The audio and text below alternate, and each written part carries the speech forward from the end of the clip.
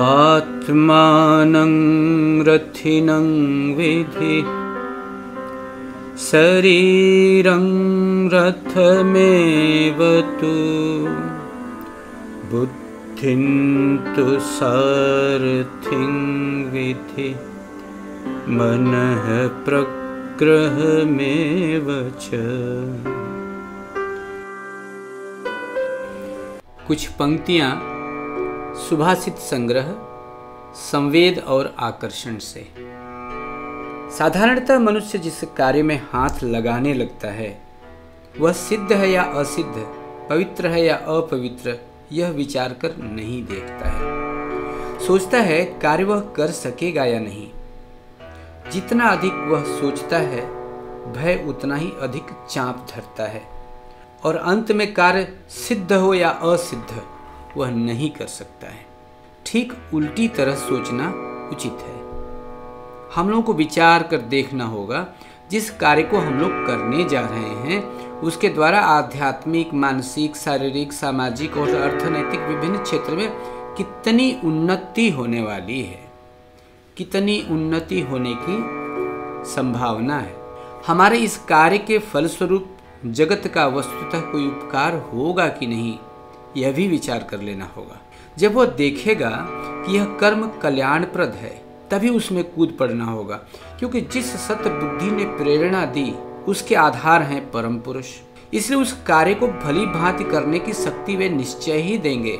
जब तुम्हारा विचार कहेगा, विवेक कहेगा कि कार्य उत्तम है, तब समझना कि तुम्हारे विवेक के पीछे जो प्रज्ञा शक्ति कार्य कर रही है उसी प्रज्ञा शक्ति ने जब यह बात अच्छी है इस विचार की क्षमता तुम्हें दी है, तब इस अच्छी बात को कर्म का रूप देने का साहस वह तुम्हें अवश्य ही देगी। इसलिए किसी कर्म को अच्छा समझने पर मन में कोई दुविधा रखना उचित नहीं है। सकेंगे या नहीं सकेंगे यह सोचना सर्वथा असंगत है।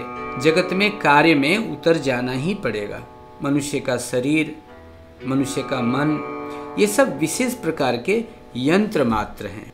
आत्मानं रथिनं विधि शरीरं रथमेव तु बुद्धिं तु सारथिं विधि मनः प्रग्रहमेव च। शरीर यदि एक रथ या गाड़ी हो तो उसके रथी हैं या अवरोही हैं आत्मा। शरीरं रथमेव तु अर्थात शरीर है रथ, बुद्धिं तु सारथिं बुद्धि है सारथी अर्थात वह चलाती है। मन प्रग्रहमेव च अर्थात मन है लगाम। बुद्धि जहाँ कहती है कि इस कार्य को विवेक का समर्थन है, तब बुद्धि रूपी सारथी निश्चय ही मूलकर्ता परमात्मा से सब प्रकार का सहायता व समर्थन अवश्य पाएगा। इसलिए मैंने अनेक बार कहा है और फिर कहता हूँ, किसी सत्कर्म में कूद पड़ने में कभी भय न करना।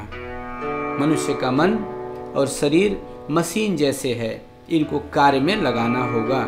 यदि मशीन बहुत अच्छा हो पर उसे कार्य में नहीं लगाया जाए तो मोर्चा लग जाएगा, जंग लग जाएगा। मनुष्य की जो बुद्धि की प्रखरता है, ज्ञान की दीप्ति है, शरीर का बल है, वह यदि इन सबको कार्य में नहीं लगाए तो अधोगति अनिवार्य है। फिर ठीक उसी तरह किसी मनुष्य को विद्या, बुद्धि, दैहिक शक्ति, आर्थिक बल कुछ भी नहीं है, उसका केवल जागृत विवेक है। और इस बुद्धि को लेकर यदि वह कार्य में उतर पड़े उसकी जय होगी ही। वह सब तरफ से बड़ा हो जाएगा, सभी उसको मानने के लिए बाध्य होंगे। मनुष्य समाज के लिए बड़ा कुछ करके ही वह पृथ्वी से त्याग करेगा। उसका पृथ्वी पर आना सर्वतोभाव से सार्थक होगा।